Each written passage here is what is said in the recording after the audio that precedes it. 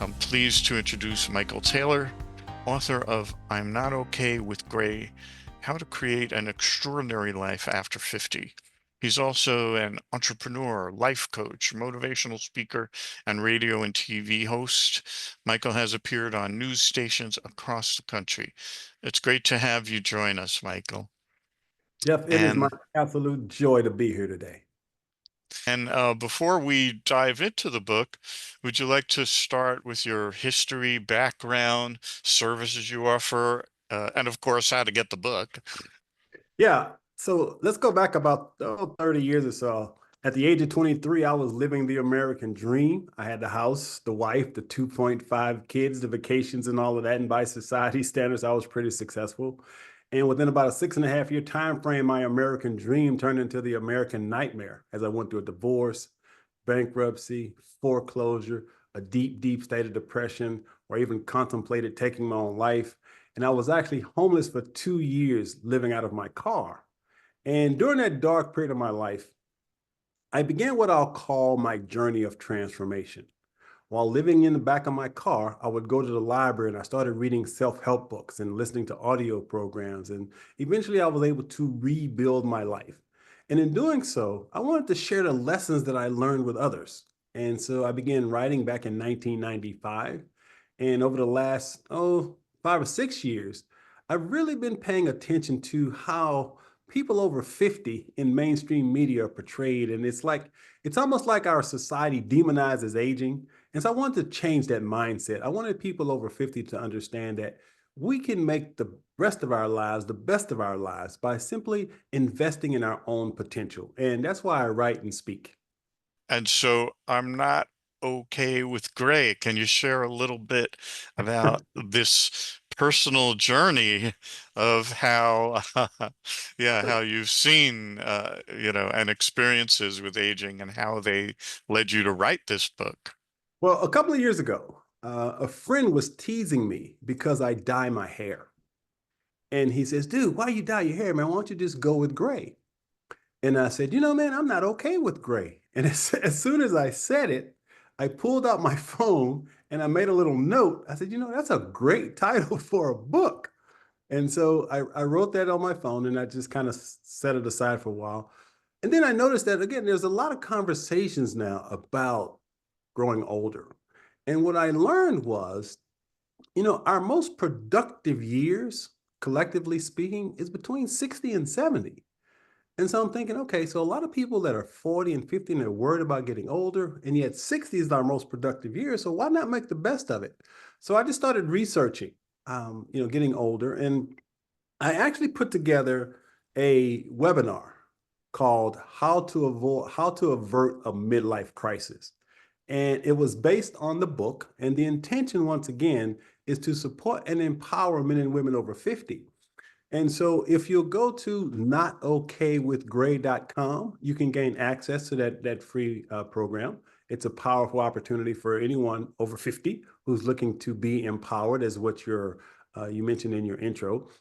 So again, if you go to notokaywithgray.com, there's a great resource for you. But again, I just wanted to share some insights for people over 50 to recognize that age is just a number, right? And we don't have to get tied into numbers and what society says it's supposed to be like as we get older. And actually, today is my 64th birthday. So Oh, happy birthday. thank you, thank you, thank you. So it's really about, once again, my belief is, first of all, let me say this. I'm an optimist. And despite what we see in mainstream media, I believe there's never been a better time to be alive on the planet than right now. And so, with this new conversation that I'm having with people over 50, a lot of people are now starting to embrace the idea, maybe the latter years of my life can be better than the previous year. So, that's my whole message. So you were talking before about this negative societal, portrayal of people who are 50 and older. How does this book challenge that traditional negative perception of aging?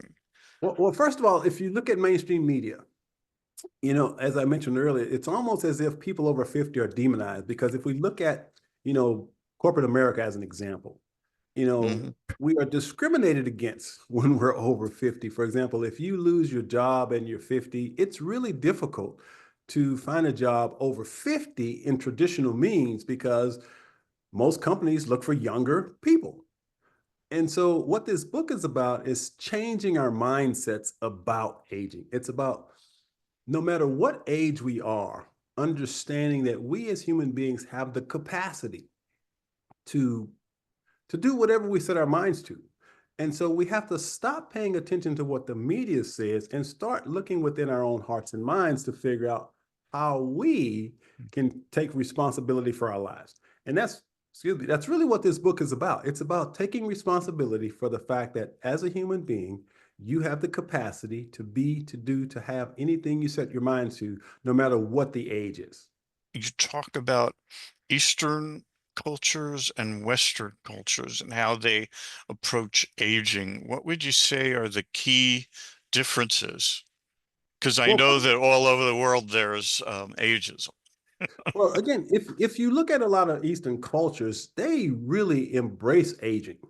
I think in our society, it's almost like we kind of throw away our elders. But if you look at some of the Eastern cultures, they look at getting older as a privilege and a blessing. And so in a lot of their religious traditions, the older people are seen as the elders and they're respected.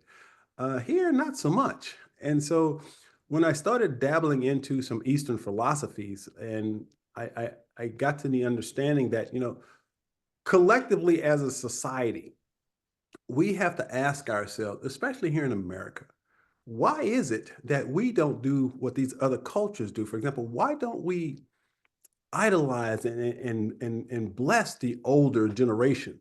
Because right now it's all about, the Gen X's, the Gen Y's, and we come up with all these different labels for the young people. And then us boomers, we're kind of like fading out. So it's like, how can we as a society recognize the importance of the older generation that can bring so much more productivity, so much more experience to the workforce? And so, what this conversation is about is just that. It's about letting us know that despite what the mainstream media might be saying, we have a lot to offer. For those of us over 50, those of us who are in the boomer generation, we have a lot to offer. So we have to have the confidence in ourselves to know and believe that and make sure that we're taking advantage of all the opportunities that are still out there, despite how mainstream media might treat us. Experience is not a dirty word. Exactly. And I think, once again, I think that's what corporations are missing out on. Because when you hire these kids, right out of college, and of course they're probably pretty smart because they have degrees, but they don't have the experience. And experience, in my opinion, goes a lot farther than just intellectual understanding. So that's why I'm a firm believer that, us boomers, us older folks, we can bring that experience. And also, we're also very creative. And, collectively, if you look at it, with older people, you have less turnover. You have less problems within your workforce. So again, as older people, we bring a lot of benefits to the organizations. One of your early chapters is called Do Not Embrace a Midlife Crisis. And I remember in the 60s, they would say, don't trust anyone over 30. So when I turned 30, I was like, oh no, I'm not going to be trusted now. And then, it could go as young as you don't might not even happen when you're 50. It could happen when you're 30 or 40. What are the common signs and symptoms of a midlife crisis?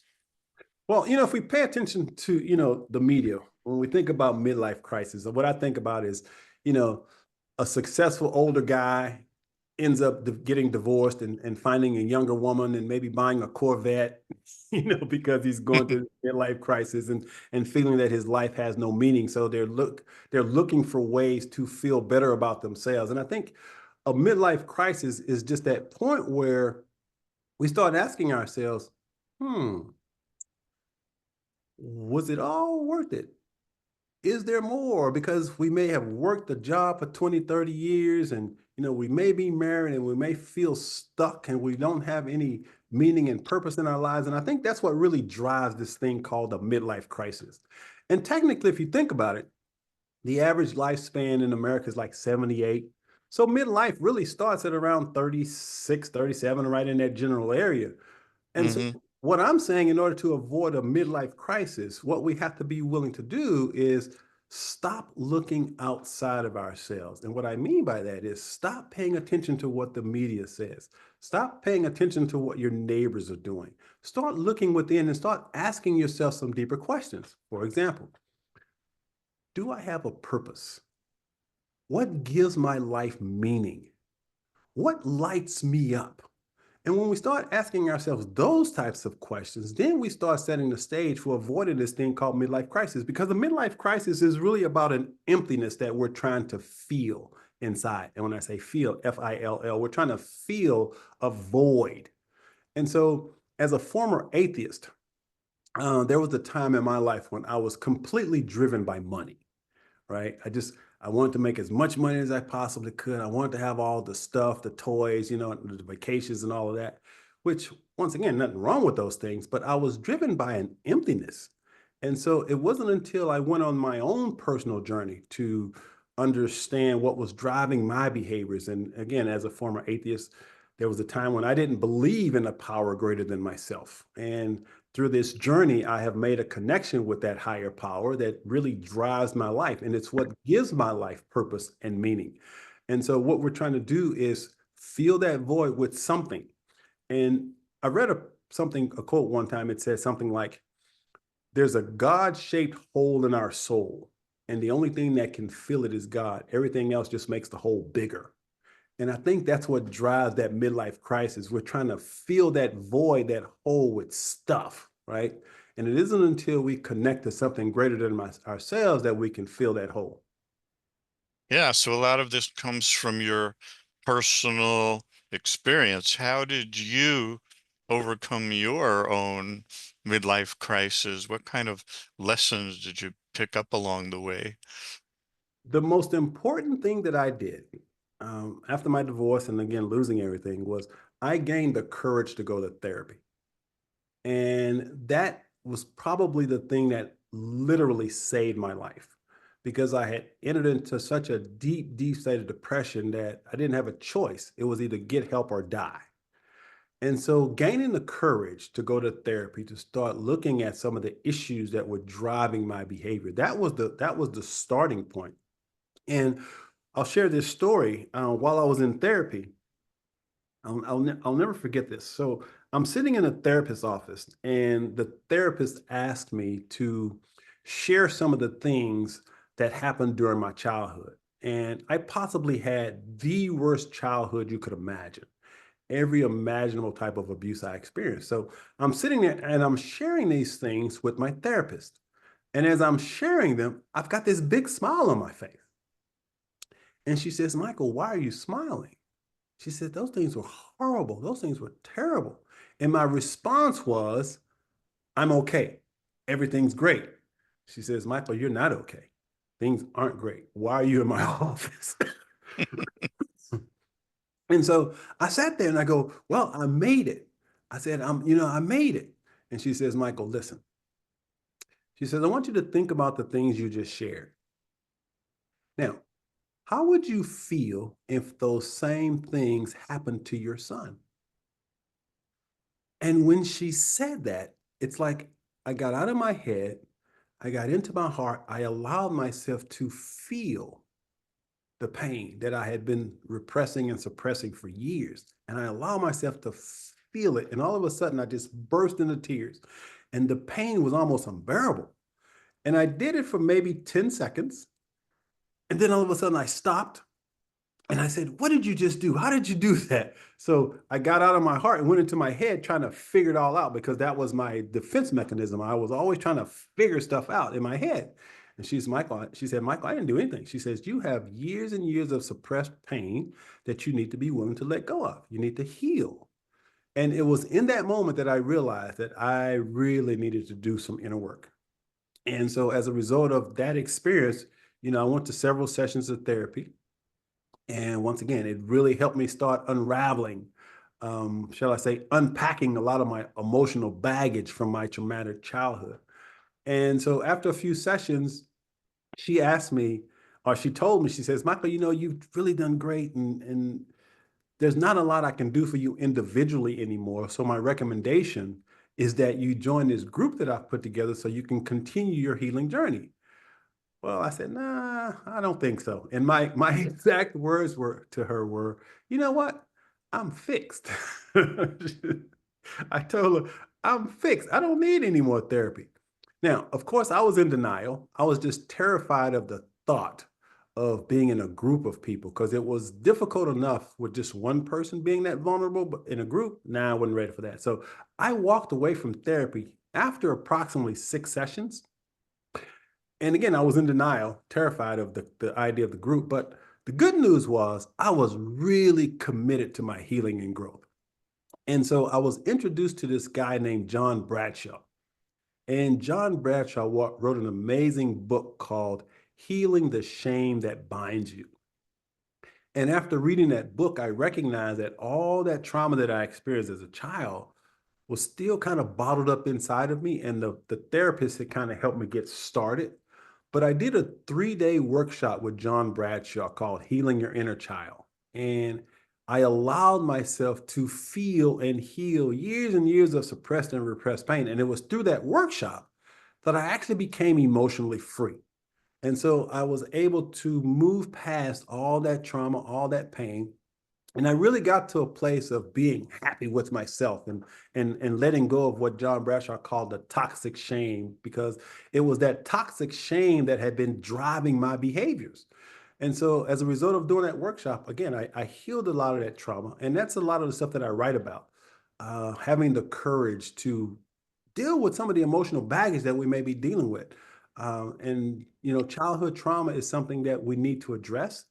If we don't, it can sabotage our lives. And so I'm a firm advocate for therapy or coaching or something that allows us to deal with and connect with our hearts and souls. John Bradshaw, he's written several books. Is he the kind of childhood trauma or inner child guy? Yeah, unfortunately, Yeah. he passed away a couple of years ago. Uh-huh. And John Bradshaw, matter of fact, he used to have a PBS special on television. He was well known and recognized as one of the leading experts in healing childhood trauma. But Yeah. the whole idea of healing that inner child is something that today people still talk about, but it's not as prevalent as it was when he was around because he had so much exposure in the media. But once again, for me, before that point, I had done a lot of the motivational stuff. Like I'm a huge Anthony Robbins fan. And Mm, I had done the walking on hot coals barefoot, motivational stuff. I studied NLP, neuro linguistic programming, and all of those types of things. But it wasn't until I did John Bradshaw's work that I got to the core of the issues that was driving my behavior, which was that toxic shame that I spoke about. So I think it's mhm. important for us to be courageous enough to identify if there was some traumatic things that happened during our childhood that we heal those things. Yeah, Uh, you can go to coachmichaeltaylor.com and that'll also give you links. we could find your course on there in the book as well.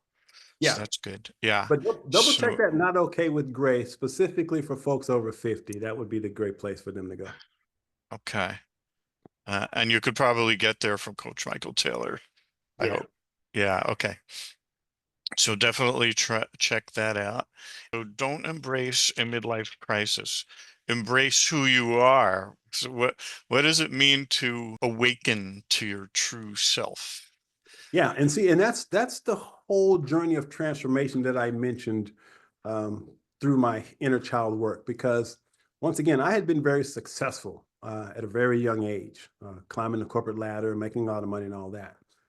But what I didn't understand was how I was driven by this deep feeling of inadequacy. I was driven by needing other people's approval.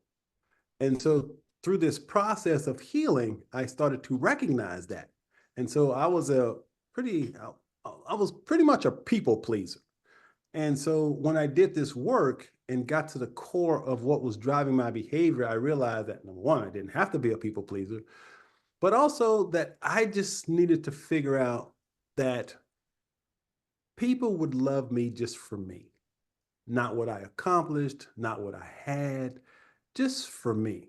And that's a really difficult thing for a lot of people to embrace because we sometimes hide behind our stuff, our titles, our money, our labels, our women as men, and so forth and so on. And so, this journey of personal growth and development is about coming to an understanding that as a human being, it is my belief that we're all pretty amazing. But yet, what happens is we get caught up into societal traps of trying to do things and please people and not know who we are. And so, there's a wonderful saying that I love that says, if you don't go within, you'll always go without.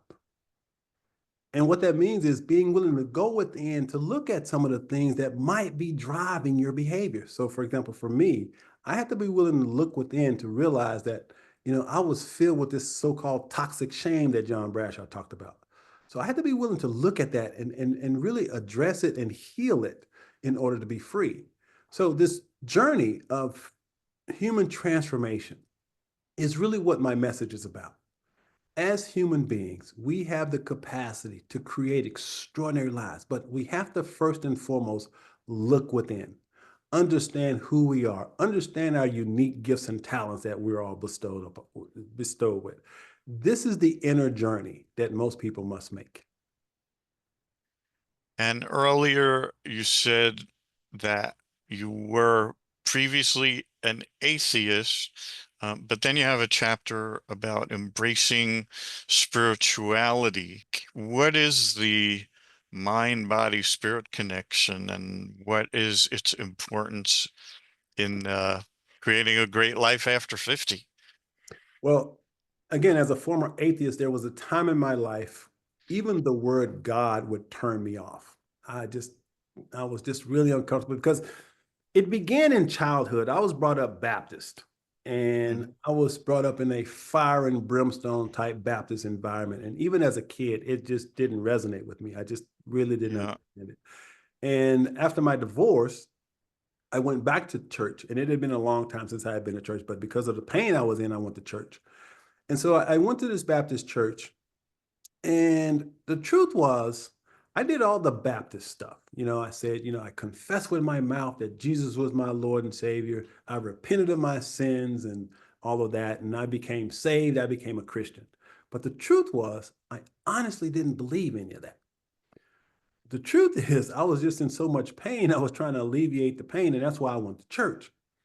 Well, after a couple of weeks, I knew that I could no longer pretend to believe what I was learning because I just didn't believe any of it. And so I had an experience. I had an experience that I have to share because once again, I was trying really hard to be a good Christian, but there was one question in particular that really kind of bugged me. And so one Sunday, I asked my minister if we could meet after church. I said I had a question I needed to ask him. So we meet in his office after church. And I said, look, I need to ask you this question. And your answer to the question is going to determine whether or not I stay with your church. And he looked at me kind of puzzled. He said, okay. I said, all right, hypothetical situation. Let's imagine there are two people born at the exact same moment. One is born in poverty, the other is born in wealth. Now, let's imagine that they go through life. The person born in poverty does all the bad things. The person born in wealth does all the good things. Now, just imagine that they both die at the exact same moment and they end up at the entrance to heaven. And there, standing behind his podium, is God with his book of life. So, God calls up the guy born in poverty. He flips to his book of life, sort of frowns and grimaces just a little, says, ooh, you did a lot of really bad things. But I'm a loving, forgiving God. And there's really only one question you have to answer. Did you and do you accept my son, Jesus Christ, as your Lord and Savior? The guy looks up at God apologetically. God, I'm really sorry. I repent of my sins. I accept your son, Jesus Christ, as my Lord and Savior. And God says, come on in. Next, he calls up the guy born in wealth. He flips to his book of life. Big smile comes over his face. Wow, you did a lot of really good things. But There's only one question you have to answer. Did you and do you accept my son, Jesus Christ, as your Lord and Savior? God looks up at God and says, ooh, we got a small problem. I honestly can't do that because, first of all, I've never even believed you existed. And so God looks at him and goes, man, I'm really sorry to hear that. Now, if you'll just go and take the elevator down, you get to spend an eternity in hell. So I looked at my minister point blank. I said, look, is that how your God works? And he didn't even blink. Absolutely. That's what the Bible teaches. That's what I believe.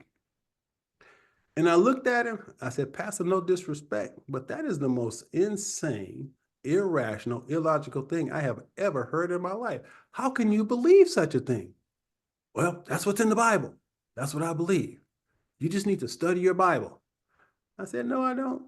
And it was in that moment I walked away from the church and I became an atheist because to me, that made absolutely no sense that a God could do such a thing.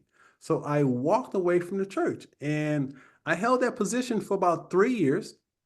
And again, I consider myself to be somewhat of a rational guy. So I started doing some research, and actually, there's a guy named Dawkins. He wrote a book called The God Delusion, and he's one of the world's famous atheists. And I really love this book. And so it kind Hmm. of confirmed for me at the time that there was no such thing as God. And once again, I held that belief for probably 3 years. And then I received a miracle. I was sitting up one day and I was watching this interview with this Buddhist monk. And as I listened to the guy, I really resonated with what he was saying. And I didn't know anything about Buddhism because when I was a Baptist, I was taught that that was a sin to even think about another religion. Well, as an atheist, not a problem. So I'm listening to this guy. And so I started researching Buddhism. I went to this Buddhist temple and spoke with this monk. And I was like, wow, that makes a lot of sense to me. And so I learned meditation and really started embracing some Eastern philosophies without being religious whatsoever, because Buddhism isn't really a religion. It's really just a way of being. And so I really, really, really resonated with that idea. And I didn't become a Buddhist. I just loved what they were teaching and what I learned. And so after probably a year or so, I became open to the idea that, yeah, there was something bigger than myself. Didn't have to call it God, but there was a power greater than myself in the universe. And so I decided that I would go on my own journey to find my truth about God. So what I did was I went to a Muslim mosque and I talked to the guy there. I started reading the Quran just to get an understanding. I went to this Hindu temple, talked to a guy there, started, reading the Bhagavad Gita and reading some of their works. And I was like, wow, this is kind of amazing. I went to a Jewish synagogue and talked to the guy. And I didn't realize that, the Jewish religion is based on the Old Testament and stuff I just didn't know. So I went on this amazing journey just to find my truth. And it led me to the belief, and I'm a science guy. It needs to be rational and logical to me. But I came to an understanding that science and spirituality are actually two sides of the same coin. A lot of people think they can't coexist, but I say they're two sides of the same coin. So I think you need both. You need science and spirituality. And so for me, I came to the conclusion, and this is just Michael Taylor's conclusion, that there is a divine intelligence that created and is still creating this amazing universe that we live in. And every religion tries to teach us how to access that divine intelligence because that divine intelligence is within each of us. And so I have come to the conclusion that every religion originates from the same source and leads to the same place, which is that divine intelligence. But you can call it whatever you want to call it. And what I have come to know is in terms of inner peace and joy, having a connection to that divine intelligence is what drives my life. And I mentioned earlier about the hole in the soul. Well, for me, Hmm. making or connecting, creating that intimacy and connection with this divine intelligence is what fills that hole for me. It's what drives me to write books. It's what drives me to try to support others. It's what drives me to try to make the world a better place. It's all driven by a connection to something greater than myself. And once again, I don't think you have to have organized religion to connect with it. You just have to make the commitment that you want to experience it and feel it for your own self. The biggest lesson that I learned, though, the reason I couldn't accept that God existed because I tried to get God to fit up here. I tried to rationalize God in my mind, in my intellect. But you can only, in my judgment, you can only experience God in your heart. It's a feeling, it's a connection that you have to bypass the intellect and get to the heart. And I think that's where God lives. So it's not necessarily religion, but it could be, as long as you have some kind of concept of divine intelligence. So, can you just elaborate a little more about how that can help those of us over 50, live lives of purpose, having a divine intelligence and its role in our lives? Well, here's another way to look at it. God is like Coke. It's the real thing. Some people drink Coke out of a can. Some people drink Cokes out of a bottle. Some people drink lots of it. Some people won't even touch it. Ultimately, religion is just a container that holds God. God is the truth. So when we find the container that's right for us, the key is to get your spiritual thirst quenched. So that could be through Buddhism, that could be through Hinduism, that could be through Judaism, because Mhm. again, I believe they're just containers that all hold the same thing. So when it comes to, as we age, I think it's important to develop an intimacy and connection to something greater than ourselves, but you have to choose which container you want to drink from. And so, once again, the reason that we sometimes slip into that trap of midlife crisis is because we don't have a sense of meaning and purpose. And I believe when we drink from that spiritual container, that's what it gives us. It gives us that meaning and that purpose in our lives that, yeah, I'm connected to something greater than myself. And what I want to do is I want to give back to that source. For me, speaking for myself, I want to give back to the source that has given so much to me because I believe, the saying goes, to whom much is given, much is expected.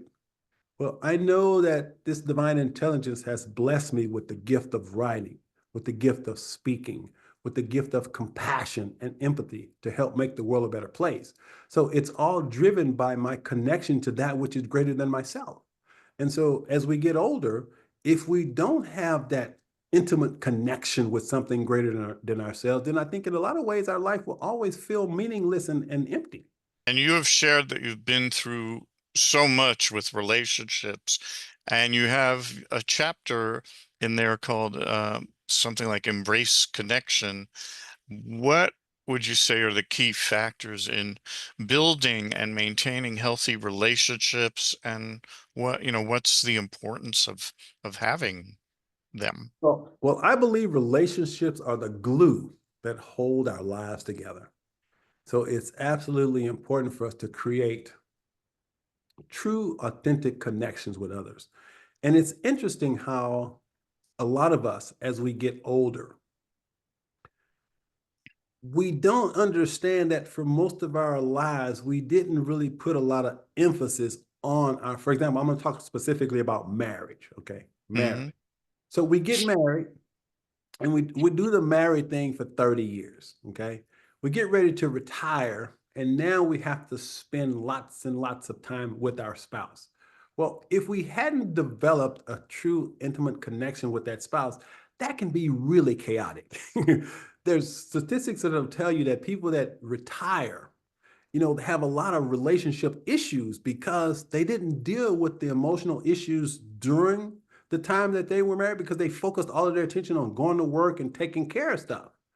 But they didn't pay attention to the importance of creating that intimacy and connection with their significant other. So for me, again, after going through a divorce, I realized, you know, I made a lot of mistakes in my first marriage. And what I want to do is I don't want to make those same mistakes. So once again, I did a lot of emotional healing and transformation and took responsibility for the things I did wrong in my first marriage. And I found the perfect person to share my life with. And I've been blissfully married for the last 23 years. But I think it's important to understand that, especially from a male perspective, because a lot of my work, or actually most of my work, is targeted specifically to men and the changing roles of manhood and masculinity. But as men, we were taught that we had three primary responsibilities, what I call the three P's: procreate, provide, and protect. And most of us as men, that's what we think we're supposed to do. Now, the problem is society taught us those three things, but society didn't teach us how to connect. And what we long for is connection. So, how do we get connection? Well, you can't have connection without emotions. And as men, a lot of us have been conditioned to believe that we aren't supposed to feel. Feelings are for women.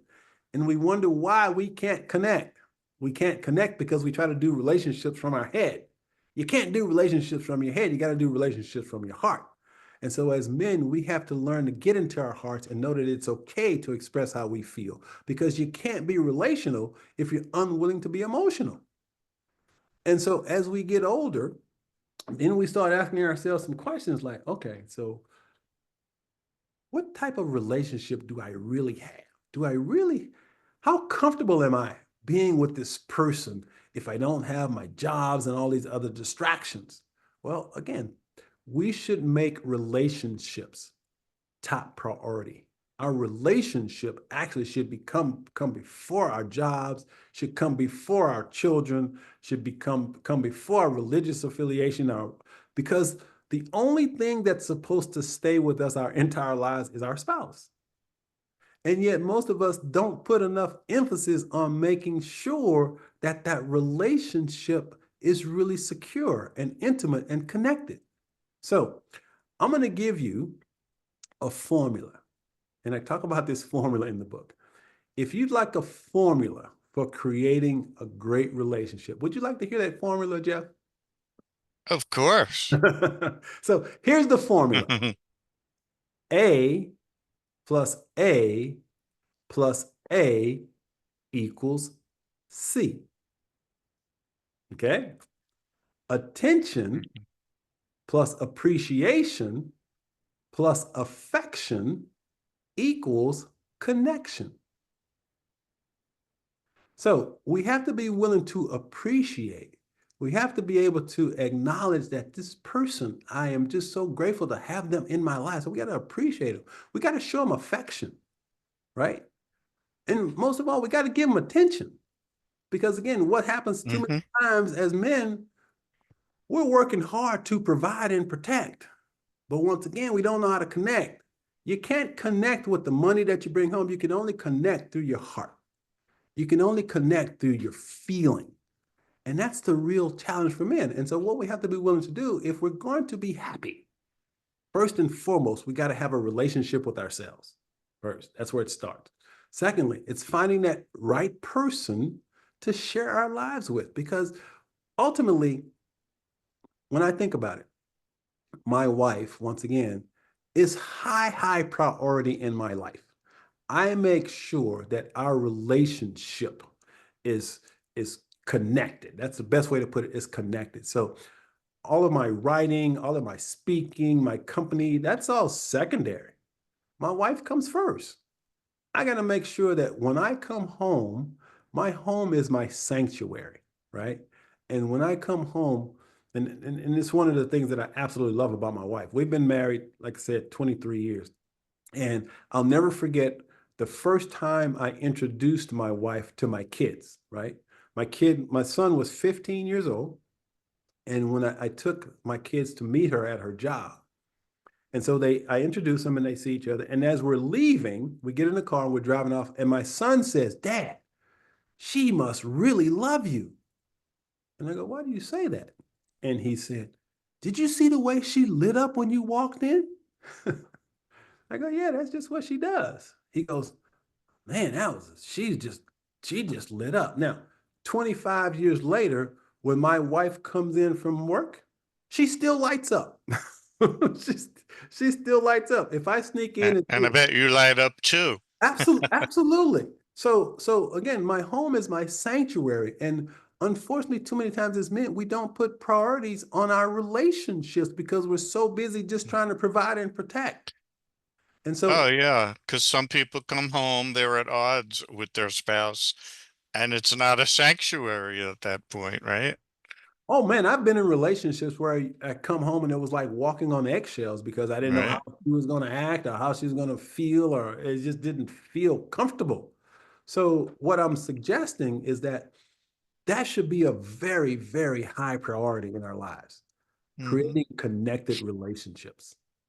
And how does self-love play a role in attracting and maintaining a healthy relationship? Well, once again, the relationship that we have with ourselves is going to dictate the type of person we attract to us. So, when we Hmm. fully love who we are, we are attract. If you're single, you have to understand that you won't attract what you want. You will attract what you are. Hmm. So here's a way to think about it. As human beings, we're energetic beings, right?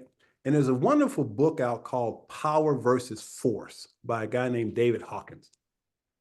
And in the book, he created this scale.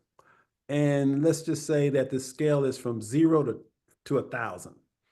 And he said Hmm. the average human being vibrates at about a 200. Okay. So just from an energetic standpoint, think about it. The average human being vibrates at about a 200. Now, if you have a lot of unhealed emotional wounds and trauma, you're going to vibrate at less than that. So let's just say 100. So if you've got a lot of scars and hurts and all that, you're vibrating at 100. Well, you will never attract a 200 into your life. You got to go from 100, heal your heart, move up the scale to say 200, then you can attract that 200. So it's all Hmm. about understanding the energetics of being human. And so the energetics of being human is number one, we should always want to move up the scale. And that's what self love does. Self love moves us up that scale so we can go from 200 to 300 to 400 to 500. Now, in his map, he says people like Jesus and Buddha were all at 1,000. Okay. So just to put it in context, he's saying that that's where they were. But if you follow Christian teachings, Jesus said, these things and even greater things you shall do also. I believe the point is we can constantly climb up that ladder also.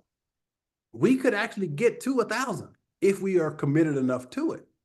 But the goal here, in terms of just relationships and attracting the people, we just got to understand that self love is going to determine who you attract into your life.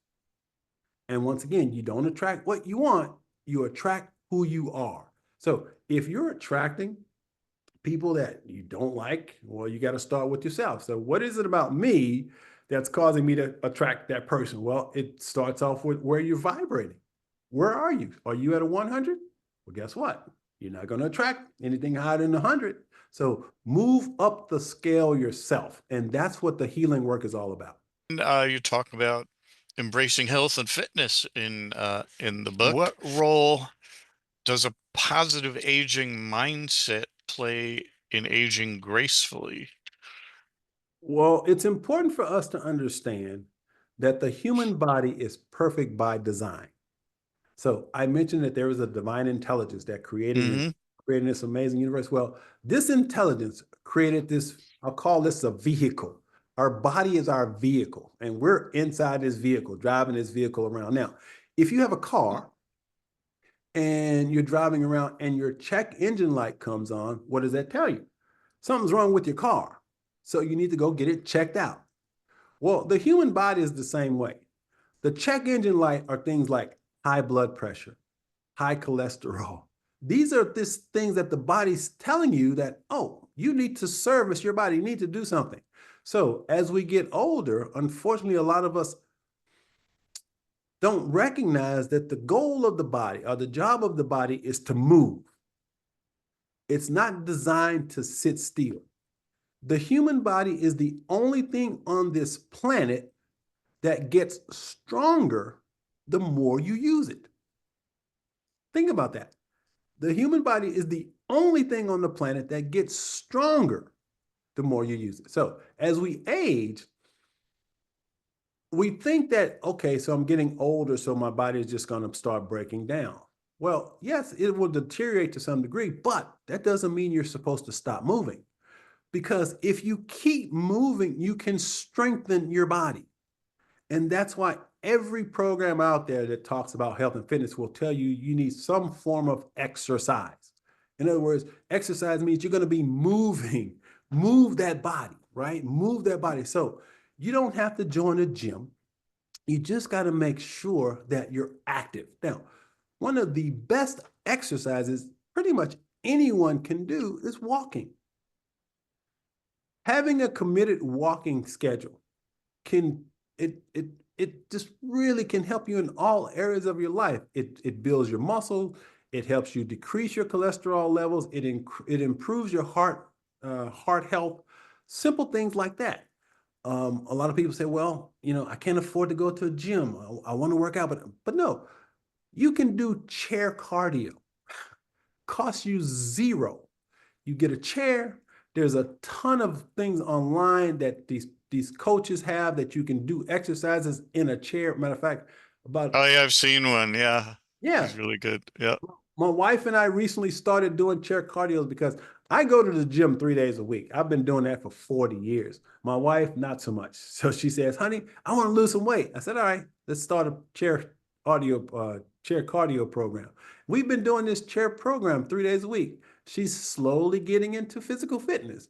So the point here is to understand that the body is perfect by design, but we have to be willing to move it. We got to be willing to exercise it. We got to, and a simple thing that everyone should do. I'm a firm believer in this. Everybody should have a annual physical because you need to know if there's something wrong with your vehicle. That's why you go to a checkup once a year. So if there's something that needs to be fixed, you can take care of it. Don't be in denial and drive your vehicle all year with your check engine light on and not check out to Yep. see what's going on. So it's important that we, as we age, that we make sure that we're moving that body, exercise, and of course, eating right. And again, you don't have to be a vegan, or you just have to pay attention to what you're putting in your body. Of course, minimizing, alcohol, obviously illegal drugs, stay away from them. Those things mess up your vehicle. So just make sure that what we're putting in the vehicle, the best fuel for the vehicle is what we should be investing in. We've already there's spoken about three legs of the stool of a good, post age 50 life. We were talking about, the emotional aspects and the physical aspects. Um, what about the financial aspect? Uh, What does financial abundance mean? You said embrace financial abundance. What does it well, mean beyond having simply a lot of money? well, financial abundance simply means I have enough money that I'm not stressing out over it. That's Mm-hmm. Mm-hmm. financial abundance. Now, one of the challenges that we have in a society is that, again, we are so driven by materialism that we always want to have the next best thing. We're committed to having stuff. Now, there is absolutely nothing wrong with having stuff. That's not what I'm saying. What I'm saying is when we start talking about financial abundance, it means, first of all, understanding that we aren't living beyond our means. See, too many people have maxed out credit cards because they're buying stuff they don't really need. They're on Amazon and they're just buying stuff and just not paying attention to what they're doing. And so financial abundance means, number one, I'm paying attention to my credit score. Number one, two, I'm making sure that I'm saving some money every time I get paid. Pay yourself first is a great philosophy. A lot of times when you go to church, they say put in 10% in the church. Well, I don't think it's really just about a church. It's about a mindset. If we pay attention to paying ourselves first and we put a little bit aside, then we start building financial wealth because it's really about the mindset of I'm going to save first and I'm not going to buy stuff I don't need. I'm not going to live beyond my means, get caught up into materialism and just trying to impress others. So financial abundance means I need to possibly speak to a financial advisor that can help me figure this out. Maybe I don't know how to budget. Maybe, maybe I need some support. And gaining access to, people that can teach us is important. Now, one of the things that I really talk about is the whole mindset of money. Mm-hmm. Because we live in a culture that has promoted this idea. Some people will say that, money is the root of all evil. Money don't grow on trees. And so we sometimes have this scarcity mindset that can keep us from being financially abundant. So we just need to change our mindsets to understand that it's absolutely okay to say, I want to make a lot of money, but I need to be responsible in how I do that. I need to be responsible of how I'm spending. But it's really about, for me, as mentioned, I believe there is a divine intelligence. And so this divine intelligence is infinite. Therefore, I believe we live in an infinite universe. There's no limit to how much money you can make if you're willing to put forth the effort, but it begins with your mindset around money. See, a lot of people have a lot of negative beliefs about money. They think rich people Mm-hmm. stuck up, or rich people are selfish, and so they basically repel money from coming to them because of those negative limiting beliefs. What I'm suggesting is, first of all, have a mindset of abundance, that we live in an infinite universe. You have the capacity to create whatever amount of wealth you want. But you mentioned, we talked earlier about self-love. Well, when we get into a place of self-love and we're not driven by trying to meet other people's approval, trying to look good in front of others, and that's when we spend money that we don't need to spend sometimes. When we move Mm-hmm. into the place of just being so connected to the infinite intelligence that created this universe, then we can recognize that we can attract to us any amount of money that we want. And it begins with a positive mindset around money. And in that chapter, I kind of break it down to challenge you to look at some of the limiting beliefs you might have around money so that you can remove those money blocks and attract more money into your life. What did you want to say?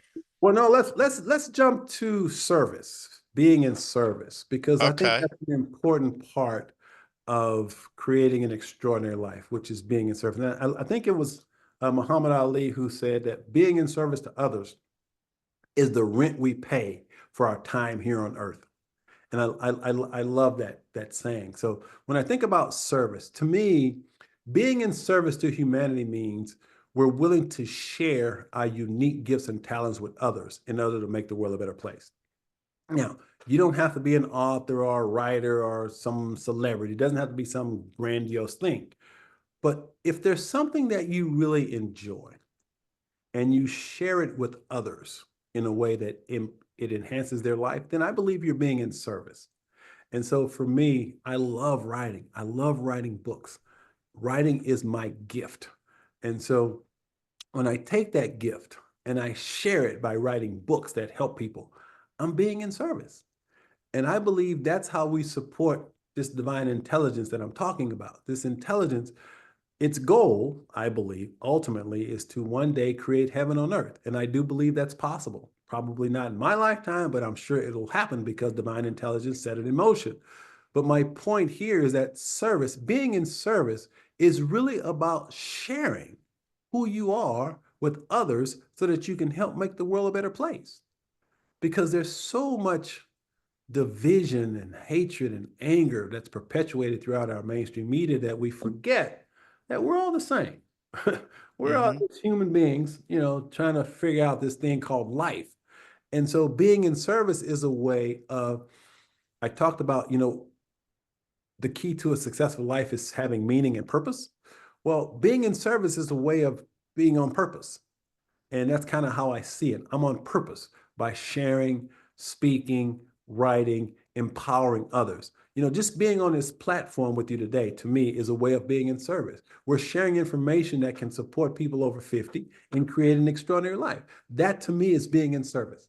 So finding those things that we're passionate about, knowing that each of us, everyone watching this right now, I can assure you, you have a unique gift and talent.